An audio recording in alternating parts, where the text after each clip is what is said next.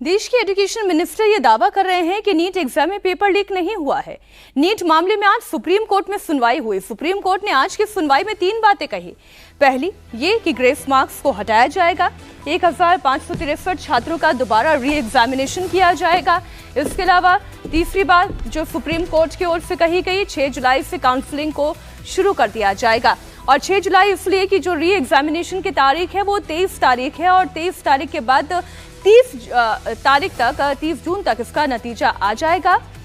23 जून को एग्जाम, 30 जून को रिजल्ट और इसलिए 6 जुलाई से काउंसलिंग की प्रक्रिया शुरू हो जाएगी।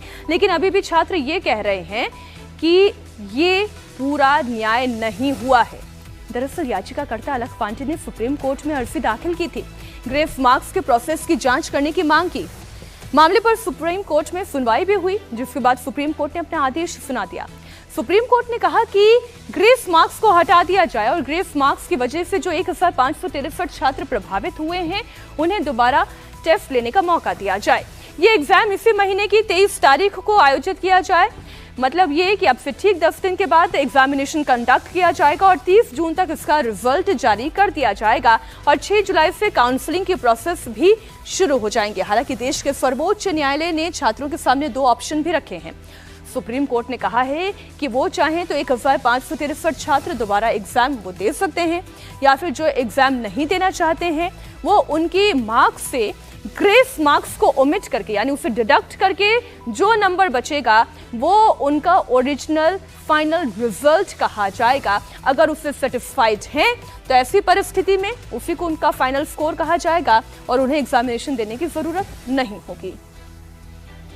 साथ बातचीत करने के लिए अलख पांडे हैं जो कि सुप्रीम कोर्ट में एनटीए के रिजल्ट्स को लेकर इन्होंने याचिका दायर की है। सर, सबसे पहला सवाल तो ये है कि आज एनटीए और आप आमने सामने थे सुप्रीम कोर्ट में, क्या बातचीत हुई, क्या कोर्ट में क्या सुनवाई हुई? तो आज एनटीए के डायरेक्टर साहब खुद आए हुए थे, मामला काफ़ी सेंसिटिव लगा और आज आते ही उनके तरफ से जो रिप्रेजेंट कर रहे थे काउंसिल, उन्होंने एडमिट किया कि ये जो 1563 बच्चों को ग्रेस दिया है इससे बहुत डिससेटिस्फैक्शन आया है और ऐसा नहीं शायद करना चाहिए था। इसको हम रिवर्ट करते हैं और इन 1563 बच्चों को हम री एग्ज़ाम देने का ऑप्शन देते हैं कि वो फिर से पेपर दें और जो बच्चा नहीं देना चाहता इसमें से उनके जो ओरिजिनल नंबर थे विदाउट ग्रेस वो रहेंगे। ये री एग्ज़ाम 23 जून को करा देंगे अप्रॉक्स, ये बोला है। उसके बाद फिर से एक नई रैंक लिस्ट बनेगी, सारे बच्चों की रैंक शफल होगी, फिर काउंसलिंग कराएंगे। But I am not satisfied with. लेकिन सर, जिन बच्चों को ग्रेस मार्क्स नहीं मिला उनका क्या? बिल्कुल, आई एम नॉट सेटिस्फाइड। मेरे 3 पॉइंट है। सबसे पहला पॉइंट मेरा ये है कि आज एनटीए पहले ही दिन आके एग्री करता है कि 1563 बच्चों को ग्रेस नंबर दिए वो सही नहीं था और एनटीए ने खुद से नहीं बताया था कि हमने ग्रेस नंबर दिए, कभी नहीं बताया। हमने पकड़ा था 1719,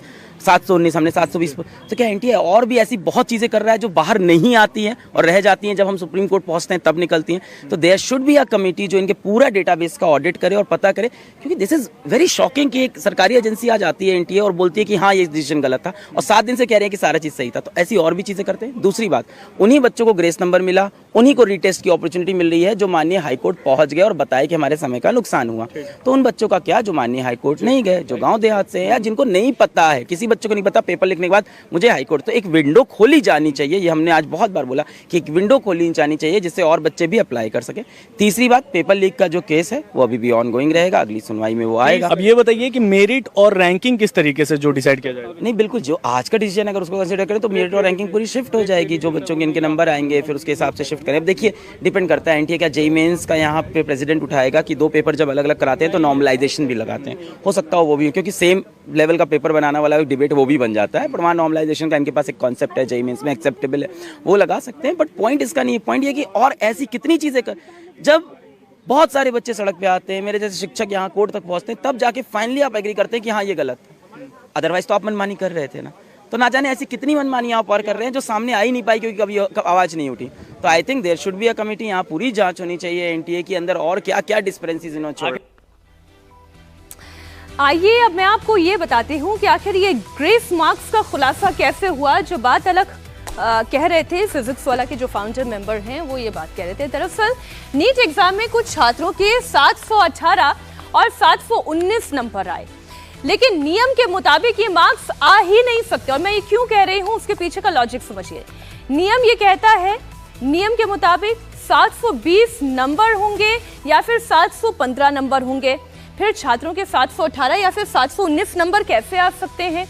इस पर जब सवाल पूछा गया तो एनटीए ने कहा कि ग्रेस मार्क्स की वजह से ये हुआ। दरअसल इसके पीछे लॉजिक ये है कि एक सही आंसर के लिए 4 नंबर मिलते हैं और एक गलत आंसर के लिए 1 नंबर की नेगेटिव मार्किंग होती है। तो या तो 720 अंक आ सकते हैं या फिर 715 अंक आ सकते हैं, 718 या 719 नंबर आखिर कैसे आ सकते हैं? क्योंकि नेगेटिव मार्किंग होगी तो 1 नंबर घटेगा, पॉजिटिव मार्किंग होगी 715 आएगा, लेकिन ये बीच का नंबर कैसे आ सकता है? पूरे देश में पेपर लीक को लेकर बवाल मचा।